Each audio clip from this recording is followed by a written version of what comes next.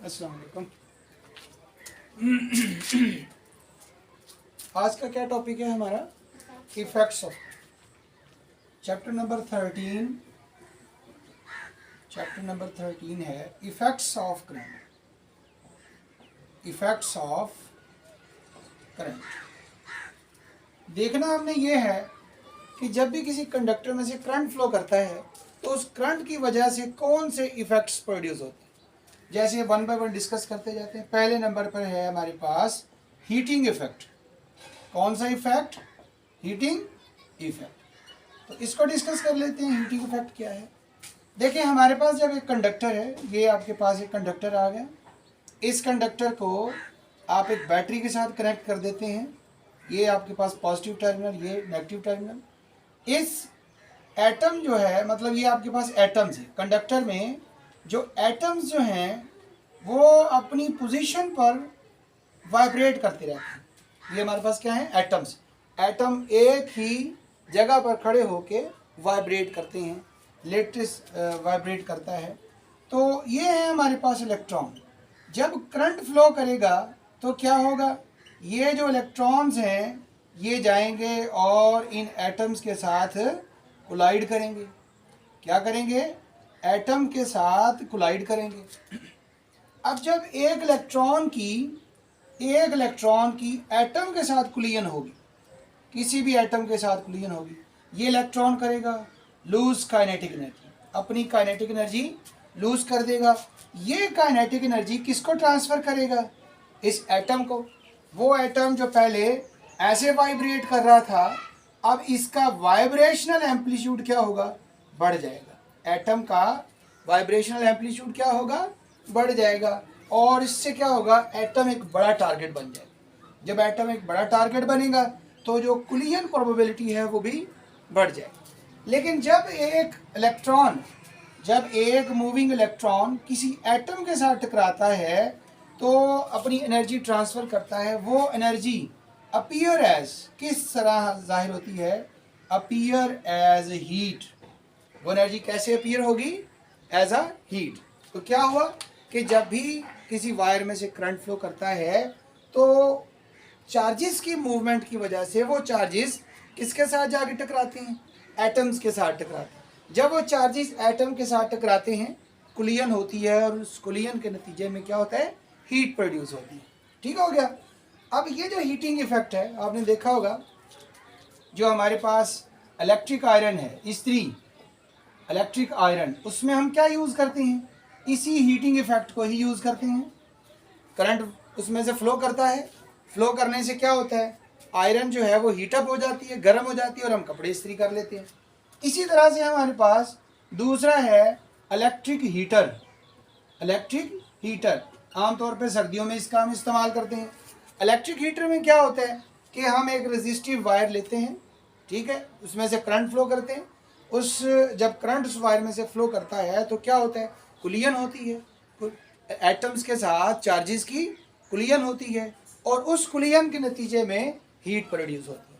इसी तरह से इलेक्ट्रिक केटल्स जो हैं, इलेक्ट्रिक केटल्स किस लिए? अक्सर ये जो चाय कॉफ़ी वगैरह बनाने के लिए इस्तेमाल की जाती है। केटल के अंदर पानी डाल दिया जाता है, फिर करंट फ्लो किया जाता है। उस करंट की वजह से क्या होता है कि हीट प्रोड्यूस होती है और उस हीट से फिर वो पानी को बॉयल किया जाता है, उससे फिर टी या कॉफ़ी तैयार की जाती है।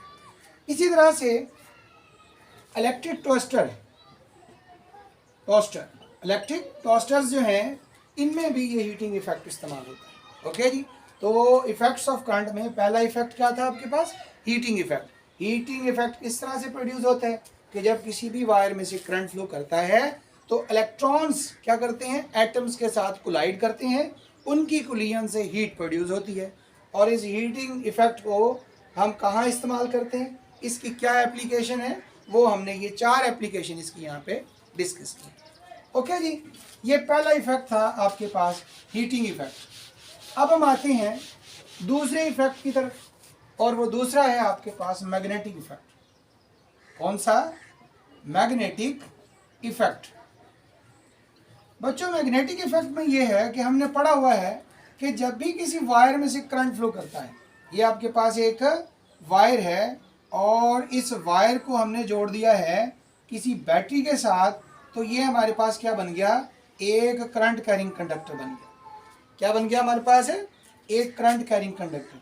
तो जब किसी भी वायर में से करंट फ्लो करता है तो उस वायर के अराउंड मैग्नेटिक फील्ड प्रोड्यूस हो जाती है। उस वायर के अराउंड क्या प्रोड्यूस हो जाती है, मैग्नेटिक फील्ड प्रोड्यूस हो जाती है। इसीलिए जितने भी करंट कैरिंग कंडक्टर्स हैं, जितने भी करंट कैरिंग कंडक्टर्स होंगे उनकी मैग्नेटिक फील्ड होगी। मतलब जब भी किसी कंडक्टर में से करंट फ्लो करेगा उस करंट की वजह से मैग्नेटिक फील्ड प्रोड्यूस हो। अब वो मैग्नेटिक फील्ड किस किस्म की होगी और उस मैग्नेटिक फील्ड की एप्लीकेशन क्या है कि उसको हम कहाँ पर इस्तेमाल करेंगे। जैसे हम एक सिंगल लूप की बात करते हैं, ये हमारे पास एक सिंगल लूप है, करंट कैरिंग लूप है, ये करंट की हमारे पास डायरेक्शन है। तो इसकी वजह से जो मैग्नेटिक फील्ड प्रोड्यूस होती है वो same as short bar magnet, same as short bar magnet. जिस तरह से एक शॉर्ट बार मैग्नेट होता है, ये आपके पास एक शॉर्ट बार मैग्नेट, ये इसका नॉर्थ पोल और ये इसका south pole. Magnetic field lines north से शुरू होती हैं और साउथ पर एंड हो जाती हैं। इसी तरह से आपके पास ये जो एक करंट कैरिंग लूप होगी, इस करंट कैरिंग लूप की मैग्नेटिक फील्ड भी ऐसी होगी जिससे एक इसका नॉर्थ पोल होगा और एक इसका साउथ पोल। ये एक सिंगल लूप की बात की है। किसकी बात की है, एक सिंगल लूप की। तो एक सिंगल लूप की मैग्नेटिक फील्ड एक शॉर्ट बार मैग्नेट की तरह हो। अगर हम एक सोलिनॉइड की बात कर देते हैं, ये सोलिनॉइड भी इसको कहते हैं, कॉइल भी इसको कहते हैं, इंडक्टर भी इसको कहते हैं। ये आपके पास एक कॉइल आ गई। कॉइल में क्या होता है, एन लूप्स होती हैं। कॉइल में क्या होता है, एन लूप्स होती हैं। ये सिंगल लूप है, it consist of number of loops, इसमें बहुत सारी लूप्स होती हैं। तो जब आपके पास ये करंट कैरिंग होगी तो इस करंट कैरिंग की वजह से इसमें भी मैग्नेटिक फील्ड प्रोड्यूस होगी। क्या होगा, इसमें भी मैग्नेटिक फील्ड प्रोड्यूस होगी। और वो मैग्नेटिक फील्ड कैसी होगी, ये मैग्नेटिक फील्ड बिल्कुल ऐसी होगी जिस तरह से एक लॉन्ग बार मैग्नेट की मैग्नेटिक फील्ड होती है, जिसका एक नॉर्थ पोल और एक साउथ पोल। तो मैग्नेटिक इफेक्ट में क्या होगा कि जब भी किसी वायर में से करंट गुजरेगा तो उस वायर के अराउंड मैग्नेटिक फील्ड पैदा हो जाएगी। जब भी किसी लूप में से करंट गुजरेगा उस लूप में जो मैग्नेटिक फील्ड प्रोड्यूस होगी वो शॉर्ट बार मैग्नेट की तरह होगी। जब भी किसी कॉइल, सोलिनॉइड या फिर इंडक्टर में से करंट फ्लो करेगा तो उसकी मैग्नेटिक फील्ड एक लॉन्ग बार मैग्नेट की तरह हो जाएगी। ओके जी, तो ये आपके पास करंट की वजह से मैग्नेटिक फील्ड, करंट की वजह से मैग्नेटिक फील्ड किस तरह से प्रोड्यूस होती है।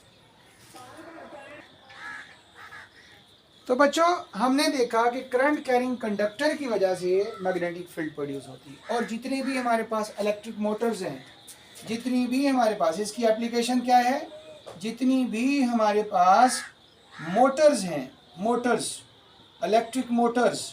अब वो मोटर्स किस किस में हैं, देखें वो वॉशिंग मशीन में भी मोटर है, वो पेडिस्टल फैन है, सीलिंग फैन है, उसमें भी मोटर मौजूद है, ये जो पानी वाला पंप होता है उसमें भी मोटर मौजूद है। मतलब जहाँ भी इलेक्ट्रिक मोटर का इस्तेमाल होगा वहाँ पर कौन सा इफेक्ट इस्तेमाल होता है, मैग्नेटिक इफेक्ट इस्तेमाल होता है। तो ये जो आपके पास कॉइल है, जब इसमें से करंट गुजरता है ये मैग्नेटिक फील्ड मैग्नेट बन जाता है। इसका एक नॉर्थ और एक साउथ पोल होता है। तो हम ज़्यादातर मोटर्स के अंदर क्या इस्तेमाल करते हैं, कॉइल का इस्तेमाल करते हैं। और कॉइल हमारे पास क्या है, इसको हम इलेक्ट्रोमैग्नेट भी कहते हैं। कॉइल को इलेक्ट्रोमैग्नेट का भी नाम दिया जाता है। ओके जी, तो मैग्नेटिक इफेक्ट की एप्लीकेशन क्या है, इलेक्ट्रिक मोटर्स के अंदर मैग्नेटिक इफेक्ट यूज होता है। ओके जी, अब हम आते हैं तीसरे मोस्ट इंपॉर्टेंट इफेक्ट पर, और वो है आपके पास केमिकल इफेक्ट। केमिकल इफेक्ट, अब केमिकल इफेक्ट क्या है, इसको इलेक्ट्रोलाइसिस भी कहा जाता है, इलेक्ट्रोलाइसिस। और ये जो हम पढ़ रहे हैं इलेक्ट्रोलाइसिस, ये यूँ समझ लें ये आपके पास कंस्ट्रक्शन ऑफ बैटरी भी है कि बैटरी कैसी होती है और बैटरी में किस तरह से केमिकल एनर्जी इलेक्ट्रिकल एनर्जी में चेंज होती है। तो बच्चों सबसे पहले क्या होगा, डाइल्यूट सॉल्यूशन, डाइल्यूट सॉल्यूशन हमें चाहिए होगा। Dilute solution such as sulphuric acid, sulphuric acid and copper sulphate, बल्कि और कॉपर सल्फेट और कॉपर सल्फेट। तो डाइल्यूट सॉल्यूशन लेंगे, कौन सा डाइल्यूट सॉल्यूशन लेंगे हम? सल्फ्यूरिक एसिड या कॉपर सल्फेट। तो ये जो आपके पास डाइल्यूट सॉल्यूशन है सल्फ्यूरिक एसिड या कॉपर सल्फेट सॉल्यूशन, ये क्या करेगा? इलेक्ट्रिसिटी कंडक्ट करेगा। क्या करेगा? ये conduct electricity.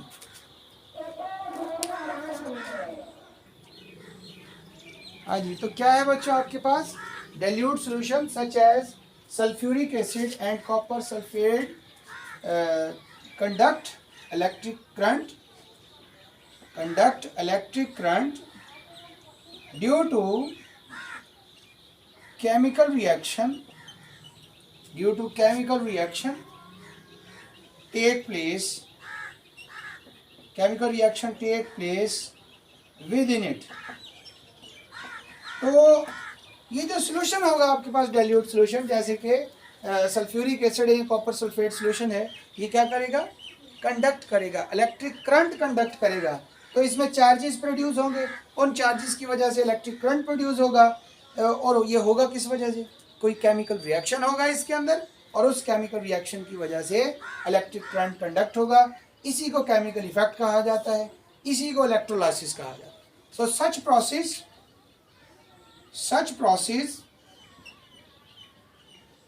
is known as electrolysis. इस प्रोसेस को हम क्या कहते हैं? इलेक्ट्रोलाइसिस कहते हैं। ये जो डाइल्यूट सॉल्यूशन है आपके पास, जैसे हमने बात की है सल्फ्यूरिक एसिड की, और दूसरी हमारे पास कौन सा है?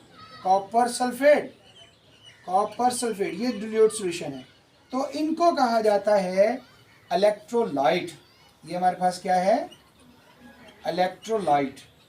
डाइल्यूट सॉल्यूशन को क्या नाम देते हैं? इलेक्ट्रोलाइट का नाम देते हैं। ये बच्चों आपके पास एक वेसल आ गया, ये वो वेसल है।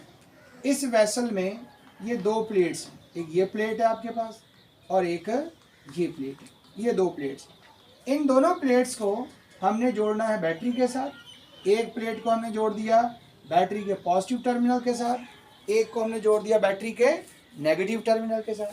जिस प्लेट को हमने पॉजिटिव के साथ जोड़ा वो हमारे पास क्या हो गया? एनोड। जिसको हमने नेगेटिव के साथ जोड़ा वो हमारे पास क्या हो गया? वो हो गया कैथोड। तो ये जो दो प्लेट्स हैं, इन्हीं प्लेट्स की वजह से इस सॉल्यूशन के अंदर केमिकल रिएक्शन होगा और इलेक्ट्रिक करंट कंडक्ट करेगा।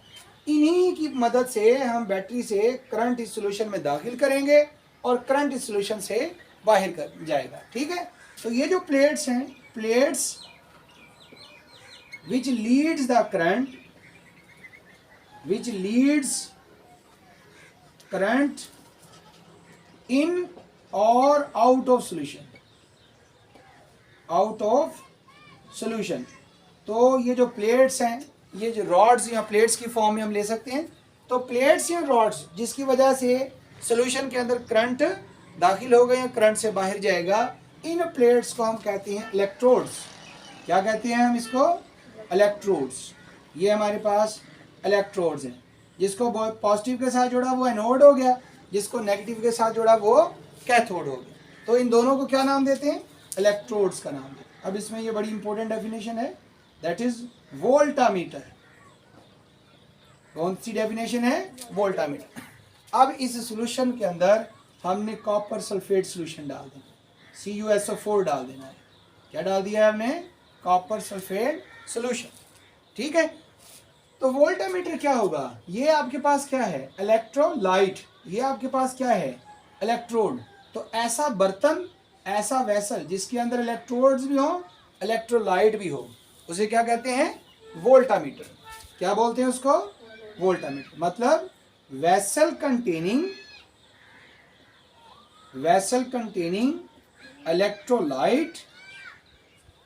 Electrolyte and electrodes.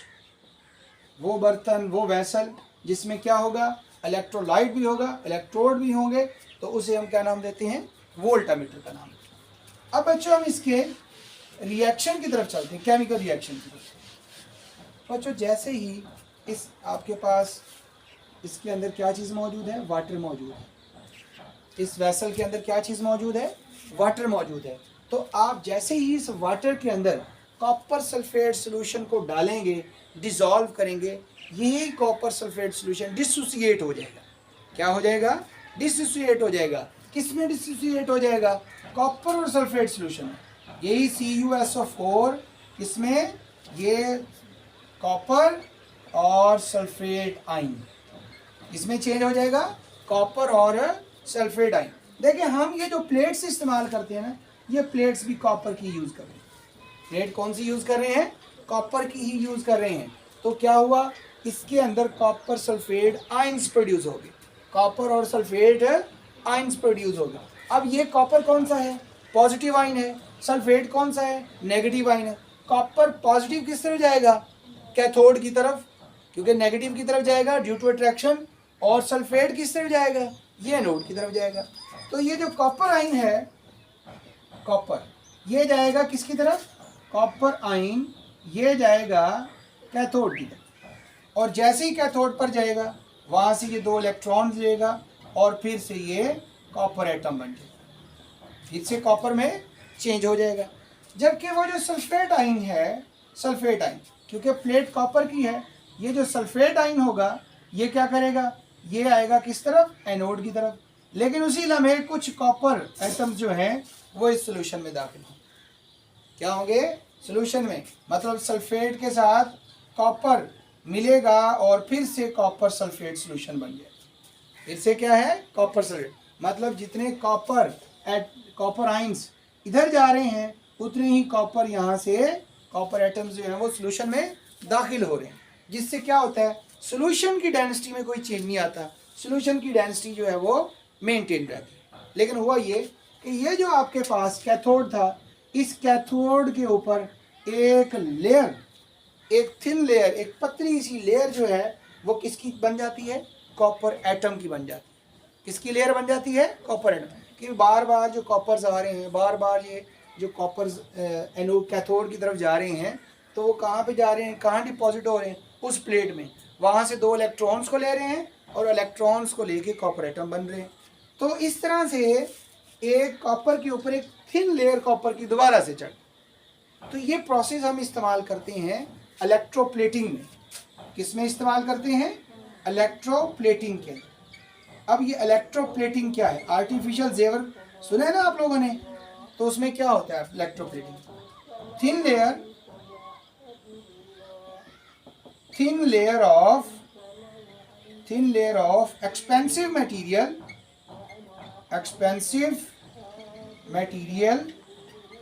coated over cheap material.